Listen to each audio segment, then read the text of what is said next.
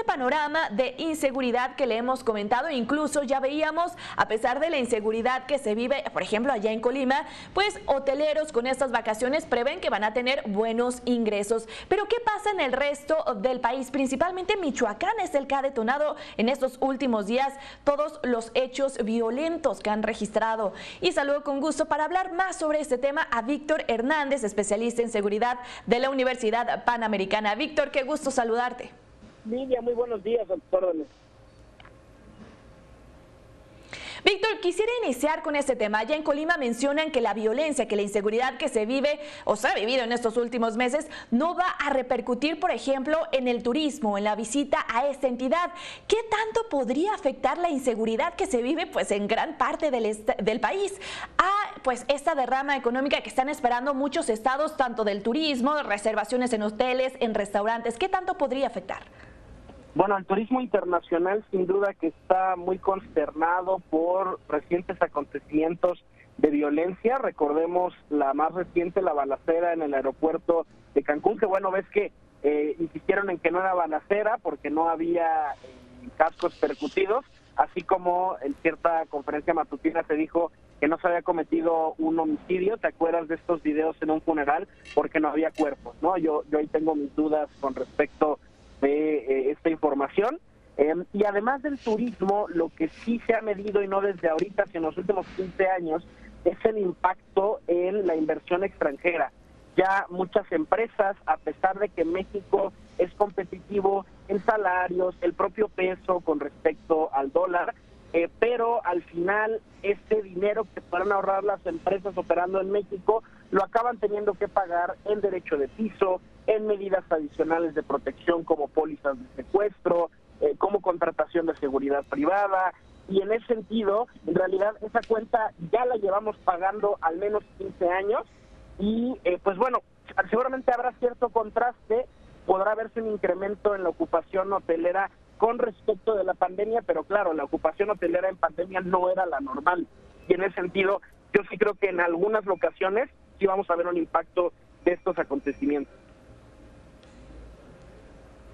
Oye, Víctor, ¿y qué está pasando, por ejemplo, allá en Michoacán, en Colima? Ya hemos hablado en ocasiones anteriores en donde, si bien hay reuniones con los 3 órdenes de gobierno, van a llevar más elementos para resguardar, y hemos visto estos hechos de violencia, estas balaceras que se registran este fin de semana tan solo en Michoacán. 10 personas perdieron la vida, algunos en otros sucesos que ocurrieron en esta zona. Pero ¿qué ocurre? ¿Qué pasa con esta estrategia de seguridad que tanto nos prometen, que va mejorando? Pero la percepción y los hechos son totalmente diferentes.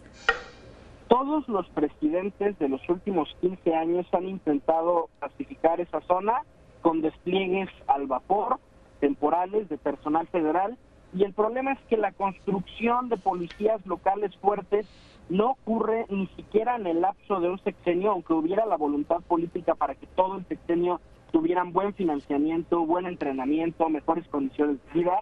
En realidad se trata de un esfuerzo transeccional que nadie ha emprendido, y al final enviar personal federal pues nos sirve para la foto, cumple con el gobernador, cumple con la población, da un poco la impresión de que sí, en efecto se están resolviendo las cosas, pero todos los presidentes, incluso hasta en más de una ocasión, han enviado su propia versión del operativo Michoacán, y ha tenido efectos muy temporales, muy acotados. El cártel que inicia toda esta intervención en Michoacán, que fue la familia michoacana, lo único que ha hecho es cambiar de nombre, después a los Caballeros Templarios, ahora Cárteles Unidos, y el problema es ese, que somos muy indolentes, muy condescendientes con los presidentes que se limitan a eso, a mandar uno que otro batallón más, pero eso no resuelve el problema de fondo. ¿Y qué hacer? Ya llevamos 3 años de estas promesas, de estos acuerdos, de llevar más elementos, pero no vemos resultados. ¿Qué va a pasar en los próximos meses si hemos visto que la violencia ha incrementado de una forma bastante grave? Acaba de proponer el senador Emilio Álvarez y Casa y otros miembros del grupo parlamentario Plural en el Senado un paquete de reformas para desmilitarizar la seguridad pública. De hecho, va a haber un ejercicio de parlamento abierto en los próximos días que yo creo que vale mucho la pena escuchar. Ya hay que empezar a tomarnos en serio este proceso de desmilitarización que le hace falta al país. Incluso yo creo que a ese paquete de reformas le vendría bien añadir candados, por ejemplo, al presupuesto de las policías y de muchos otros proyectos de obra pública.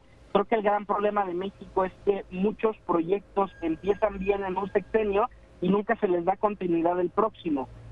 Hay algunos académicos que sugieren, como se hace en Estados Unidos, que a lo mejor ciertos proyectos presupuestarios deberían tener una fecha de caducidad un poco más prolongada, en lugar de que estén sujetos al vaivén político de un sexenio, que por ejemplo a lo mejor si ya iniciamos un programa de dignificación policial en Tlaxcala, que haya financiamiento para ese proyecto a 10 años o a 15 años, que no nada más como cambie el gobernador o como cambie la Cámara de Diputados, deje de haber apoyo y financiamiento para ese tipo de proyectos. Urge la reforma policial que está impulsando el World Justice Project junto con otras organizaciones de la sociedad civil, para que sea la policía y no el Ministerio Público, que está rebasado, quien pueda investigar directamente los delitos.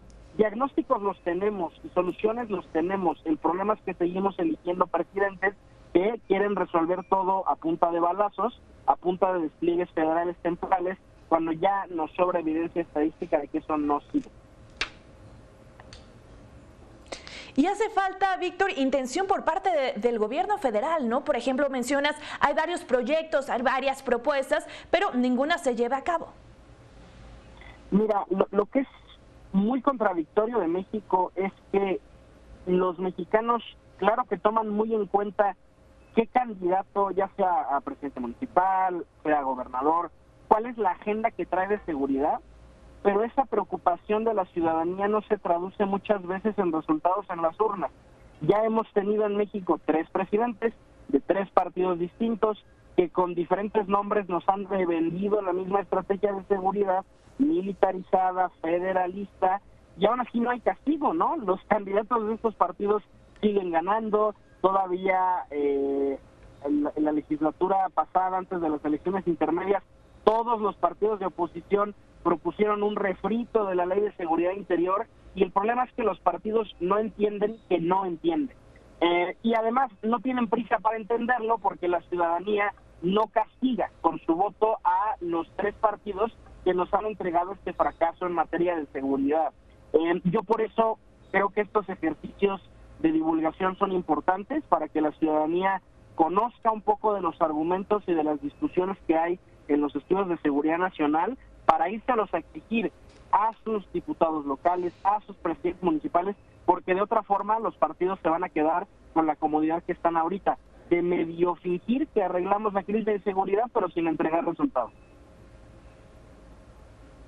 Totalmente de acuerdo contigo, Víctor. Muchísimas gracias por la charla de esta mañana. Estoy segura, vamos a seguir abordando el tema de violencia e inseguridad si autoridades pues no toman cartas en el asunto.